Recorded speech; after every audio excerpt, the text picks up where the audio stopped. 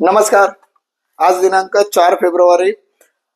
कालच्या भागामध्ये आपण बोललो होतो रोटी आणि कपड्यावर. आज आपण बोलणार आहोत मकान ह्या विषयावर. आज मध्यमवर्गीय बांधव फक्त आपलं 2 वेळेचं खाणं, कपडे आणि घर याच सगळ्या आपल्या सोयींमध्ये अटकलेला आहे.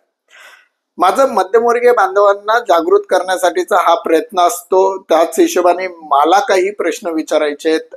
तुम्ही हा विचार करा, आपल्या पूर्वीच्या जनरेशन्स मध्ये, म्हणजे जर आपल्या आई वडील, काका काकू, मामा मामी या लोकांना, आणि स्पेशली म्हणजे मी एकदम स्पेसिफिक सांगतो, माझा जन्म 1980चा आहे. त्यामुळे माझ्या आई वडिलांचा जन्म हा 1950च्या दशकातला होता. काका काकूंचा जन्म 40. तर जे लोक 1940 ते 1955च्या दरम्यान ह्या ज्या 15 वर्षामध्ये जन्माला आले होते, त्या लोकांना जर तुमच्या घरामध्ये नातेवाईक मित्रांपैकी कोणी असतील तर त्यांना जाऊन मी जो विचारतोय तो प्रश्न नक्की विचारा, त्याचं उत्तर तुम्हाला मिळेल.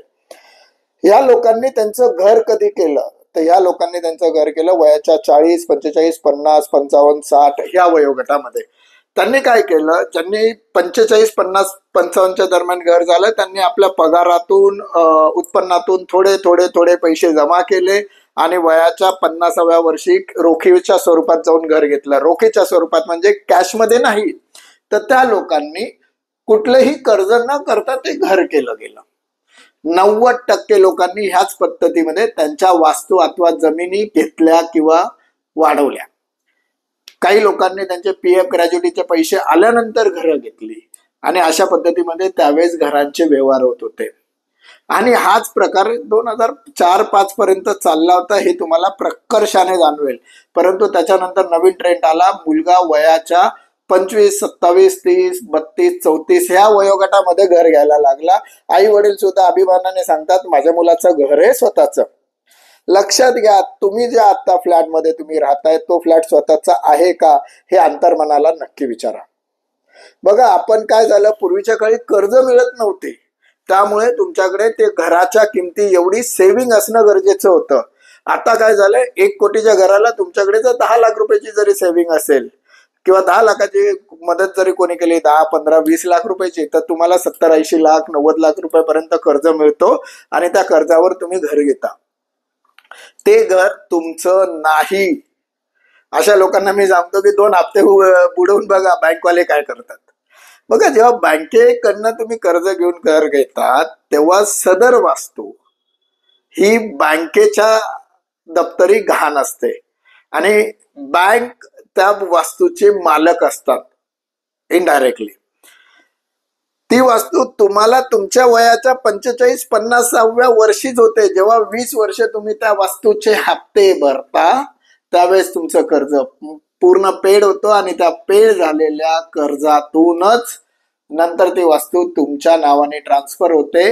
म्हणजे ते घेतलेलं घर तुमच्या नावाने यायला 20 वर्ष लागतात. आता मग काय करायचं? अहो, माझं स्वतःचं मत आहे, आपल्या आई वडिलांनी, आपल्या पूर्वजांनी जो आदर्श आपल्या समोर ठेवला होता त्या आदर्शाला जर चाललो तर किती मोठा फायदा होऊ शकतो बघा. माझ्या डोक्यामध्ये एक कन्सेप्ट आहे.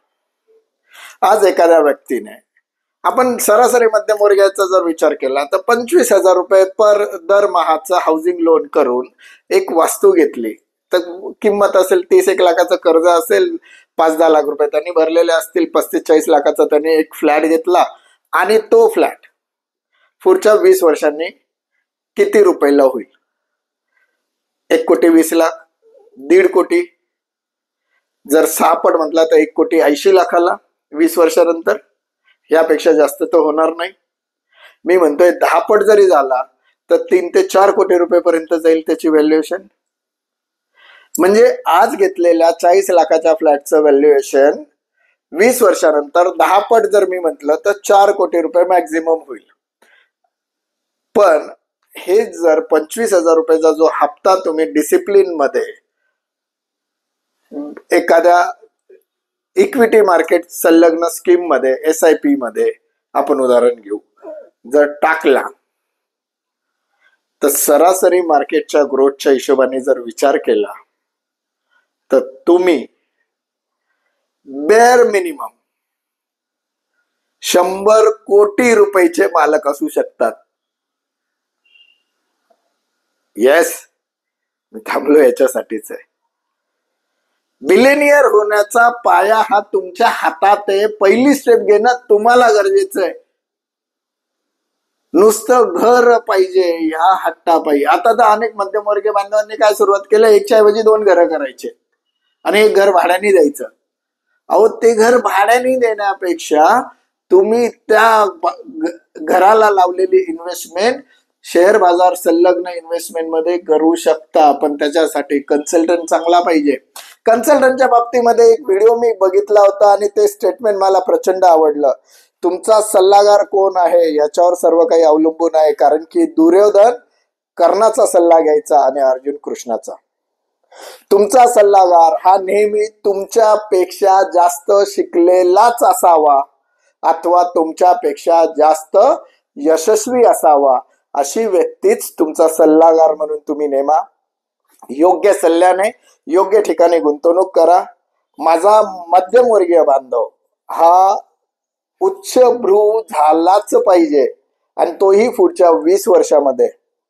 मी आत्ताच्या मागच्या 75 वर्षात भारतीयांकडनं झालेल्या चुका, बाजाराची ग्रोथ, 1990 ते 2022-23 पर्यंत झालेला शेअर बाजारातला वाढ, या सगळ्यांचा जर विचार केला, लक्षात घ्या एक शब्द मी तुम्हाला सांगतो. जर शेअर बाजारामध्ये सेन्सेक्स मध्ये 100 रुपये जर 1990च्या दशकात तुम्ही लावले असते तर आज त्याचं व्हॅल्युएशन 72,000 रुपये असतं.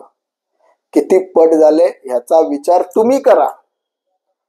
आपण फक्त म्हणतो की एका व्यक्तीने शेअर बाजारात एवढे गुंतवले एवढे मिळाले आणि दुसऱ्या माणसाने एवढे गुंतवले एवढे हवेत गेले. पैसा कधीच हवेत जात नाही. शेअर बाजारातला गुंतवलेला पैसा योग्य ठिकाणी योग्य वेळेस योग्य जागेवर केलेली गुंतवणूक ही कधीही तुम्हाला नुकसान देत नाही. जे बूमरँग येतात, बूमर्स येतात, रूमर्स येतात, ह्या सगळ्या ऐकिवातल्या गोष्टी सोडून रियालिटीवर जगा. मध्यमवर्गीय बांधवांनो, मी तुम्हाला कळकळीने विनंती करतोय, रियालिटीवर जगा. चांगल्या ठिकाणी इन्व्हेस्टमेंट होऊ शकते. जो माणूस तुम्हाला कमी रिटर्न्स देण्याचं वचन देतोय त्या माणसाकडे जा, त्याच्याकडनं इन्व्हेस्टमेंट समजून घ्या, इन्व्हेस्टमेंटचं एज्युकेशन घ्या. आज तुम्ही प्रत्येक गोष्ट शिकण्याची प्रयत्न करता, मग गुंतवणूक हे का नाही शिकत? मला वाईट ह्या गोष्टीचं वाटतो की माझा मध्यमवर्गीय बांधवांनी गुंतवणूक शिकली पाहिजे, गुंतवणूक समजून घेतली पाहिजे आणि समजून घेऊन गुंतवणूक केली पाहिजे. योग्य ठिकाणी गुंतवणूक केली पाहिजे, त्याचे योग्य रिटर्न्स तुम्हाला मिळतील आणि मग माझा मध्यमवर्गीय बांधव उच्चभ्रू समाजात जाईल. जसा माझा मध्यमवर्गीय बांधव उच्चभ्रू समाजात जाईल, श्रीमंत होईल, त्याच वेळेस माझ्या देशाची अर्थव्यवस्था ही सक्षम होईल, विकसित राष्ट्र म्हणून माझा देश पुढे येईल. याबद्दल तुम्हाला अजून काही प्रश्न हवे असतील, उत्तर पाहिजे असतील, प्रश्न आले असतील डोक्यात, तर नक्की मला संपर्क करा. मी आपल्या सगळ्यांना नक्की याची उत्तरं देईल. उद्याचा भाग हा माझ्यासाठी अतिशय महत्वाचा असणार आहे, कारण की उद्या 5 फेब्रुवारी आहे. माझी कंपनी सिद्धी असोसिएट हिला स्थापन करून उद्या डॉक्युमेंटरी 15 वर्ष पूर्ण होत आहेत. तर मी पूर्ण वेळ काम सुरू करून 12 वर्ष पूर्ण होत आहेत. तर नक्कीच आपल्याशी या विषयावर पण मला चर्चा करायचीच आहे. असंच प्रेम माझ्यावर असू द्या. जास्तीत जास्त लोकांपर्यंत माझे व्हिडिओ पोचवा. आपल्याला सर्व मध्यमवर्गीयांना जागा करायचंय, एकत्र आणायचंय. स्वाभिमानाने बोला, मी मध्यमवर्गीय. नमस्कार, जय हिंद, जय महाराष्ट्र.